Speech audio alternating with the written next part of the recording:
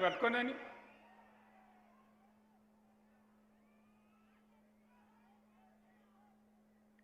Ravi చూడేవాడా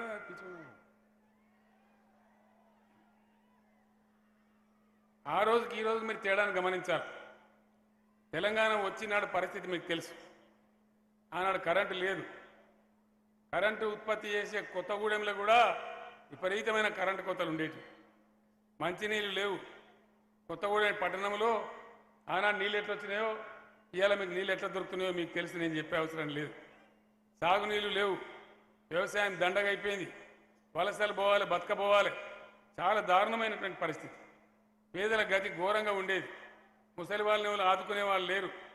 pension ఇస్తే 40 రూపాయలు, 70 రూపాయలు, లేకపోతే 200 రూపాయల పెన్షన్. నేను ఒక్కటే మాట మీకు మనవి చేస్తా ఉన్నా. ఆనాడు చెట్టుకోగలు గుట్టుకోగలైనటువంటి తెలంగాణ ఒక దరికి తేవాలని చెప్పి ఒక పాలసీ ప్రకారంగా ముందు కరెంటు బాధను తీసేసుకున్నాం. ఇలా కరెంటు బాధ లేదు. అదేవిధంగా మంచినీళ్ళ బాధ లేదు. కంప్లీట్గా మంచినీళ్ళ బాధ తొలిగిపోయింది. కరెంటు అప్పటికిప్పటికీ అసలు పోలిక కూడా లేదు. ఇంకా యాదాద్రి పవర్ స్టేషన్ అయిపోతే మరొక 4000 మెగావాట్ల విద్యుత్ శక్తి మనకు యాడ్ అవుతా ఉంది. దాంతో చాలా అద్భుతంగా మనం ముందుకు పోయే పరిస్థితి ఉంది. కొత్తగూడెం జిల్లాలో జిల్లానే ఎవరు చేయకపోదురు సమైక్య రాష్ట్రం ఉంటే. ఇలా జిల్లా కావడమే కాదు, కొత్తగూడెనికి మెడికల్ కాలేజీ కూడా వచ్చింది. మనకు చిన్న జబ్బు వచ్చినా ఏ ఖమ్మానికో హైదరాబాద్కు పోయే పరిస్థితి. ఇలా ఇక్కడనే బ్రహ్మాండమైనటువంటి హాస్పిటల్ వచ్చింది. హాస్పిటల్లో 60-70 మంది డాక్టర్లు ఉన్నారు. అందరికీ కూడా బ్రహ్మాండమైనటువంటి ఆరోగ్యం అందుతూ ఉంది. గతంలో కిడ్నీ బీమారి ఉన్న వాళ్ళు ఉంటే వాళ్ళకి డయాలసిస్ సెంటర్ లేదు. ఇలా కొత్తగూడెంలోనే డయాలసిస్ సెంటర్ పెట్టుకున్నాం. వాళ్ళకు కూడా పెన్షన్ ఇస్తూ ఉన్నాం. ఈ రకంగా గిరిజనులకు పంచాల్సినటువంటి పోడు భూములు అయితే అవుతున్నాయో 16,769 ఎకరాల భూమిని కొత్తగూడెం నియోజకవర్గంలో గిరిజనులకు పట్టాలు ఇవ్వడం జరిగింది. 4,500 కుటుంబాలకు దాంతో లాభం కూడా జరిగింది. ఓన్లీ పట్టాలు ఇవ్వలే, వాళ్ళ మీద కేసులు ఎత్తేసినాం. ఆ పట్టాలు ఇచ్చిన వాళ్ళకి రైతు బంధు కూడా పెట్టినాం, రైతు బీమా కూడా ఇస్తున్నాం.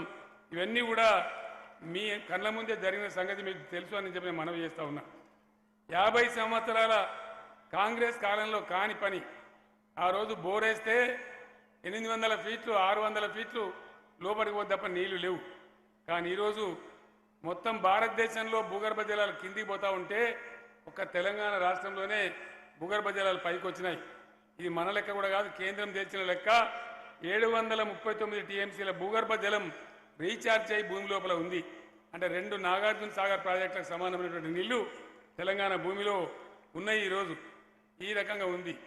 గోదావరిని మనం చూసి సంతోషపడేది తప్ప మనకి ఎక్కడ కూడా సారడం నీళ్లు రాకపోయేది. ఓన్లీ చూసేవాళ్ళం అంతే. భద్రాచలం వెళ్ళినప్పుడల్లా గోదావరి దండం పెట్టడం, దానిలో రూపాయినైనా వేయం, అది తప్ప మనకు నీళ్లు రాలే. ఈరోజు బ్రహ్మాండంగా సీతారామ ప్రాజెక్టు కడతా ఉన్నాం. అది 70% పూర్తి అయింది. ఇంకా కొద్ది నెలలలో సమాప్తి అవుతుంది. వచ్చేది బీఆర్ఎస్ గవర్నమెంటే, దానిలో ఎటువంటి డౌట్ లేదు. మళ్ళీ నేనే వచ్చి ఆ ప్రాజెక్టు కూడా శంకుస్థాపన చేస్తానని మనవి చేస్తూ ఉన్నా. గతంలో కరెంటు ఏ విధంగా ఉండేది? ఎవరైనా ఒక చిన్న హోటల్ నడుపుకుంటే అతనికి గిరాకీ 1000 రూపాయలు వస్తే కరెంటు బిల్లు మాత్రం 1500 వచ్చేది. ఆ రకంగా ఉండే. ఈరోజు బ్రహ్మాండంగా చేసుకున్నాం. కొత్తగూడెంలో రోడ్లన్నీ కూడా బాగా చేసుకున్నాం. అద్భుతమైనటువంటి సెంట్రల్ లైటింగ్ పెట్టుకున్నాం. అప్పటికి ఇప్పటికీ పట్టణం రూపురేఖలు చాలా వరకు మారిపోయినాయి. ముర్రేడు వాగు కొన్ని ప్రాంతాలను ముంచుతూ ఉంది పట్టణంలో. నాకు వనమగారు 10 సార్లు చెప్పారు దీనికి తప్పకుండా మాకు నిధులు మంజూరు చేయాలని. నేనే నిధులు మంజూరు చేసినాను, 30-40 కోట్ల రూపాయలు. ఆ పనులు కూడా అయిపోతాయి. ఆ ముంపు సమస్య కూడా మనం బయటపడతామని చెప్పి మనవి చేస్తూ ఉన్నాం. కొత్తగూడెం, పాల్వంచ మున్సిపాలిటీలను బ్రహ్మాండంగా ఇంకా అభివృద్ధి చేసుకుంటా ఉన్నాం. నేను మీ అందరినీ కూడా కోరేది ఒకటే, ఈరోజు బీఆర్ఎస్ నడక ఏందో, రైతుల గురించి పేదల గురించి ఏ విధంగా పనిచేస్తూ ఉందో మీ అందరికీ తెలుసు. రైతుల గురించి పెట్టినటువంటి రైతు బంధు, దళితుల గురించి పెట్టినటువంటి దళిత బంధు ఇంతకు మన చెవులతో ఎప్పుడు కూడా వినలే.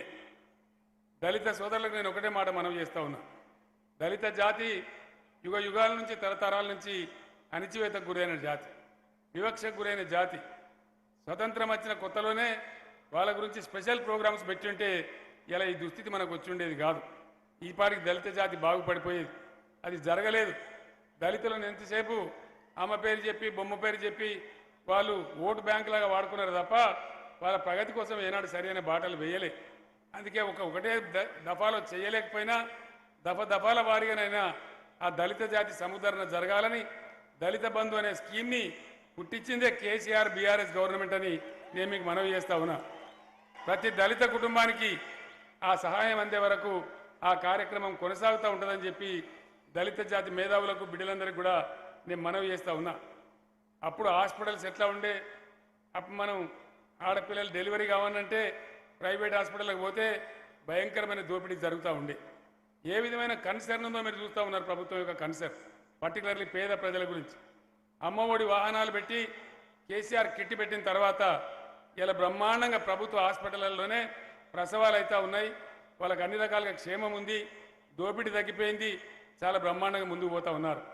విద్యా వ్యవస్థ కూడా మీరు చూస్తే ఏ విధమైనటువంటి గురుకుల పాఠశాలలు పెట్టుకున్నామో అవన్నీ మీ కళ్ళ ముందే ఉన్నాయి. మీ గ్రామాల పిల్లలే చదువుతూ ఉన్నారు. అన్ని వర్గాల కోసం పెట్టుకున్నాం.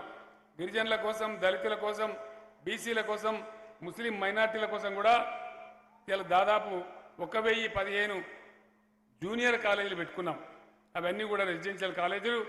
ఆ కాలేజీలో చదువుకునే పిల్లలందరూ కూడా నీటిలో బ్రహ్మాండమైనటువంటి సీట్లు సంపాదిస్తూ ఉన్నారు. ఈరోజు పేపర్లలో కూడా నేను చూసిన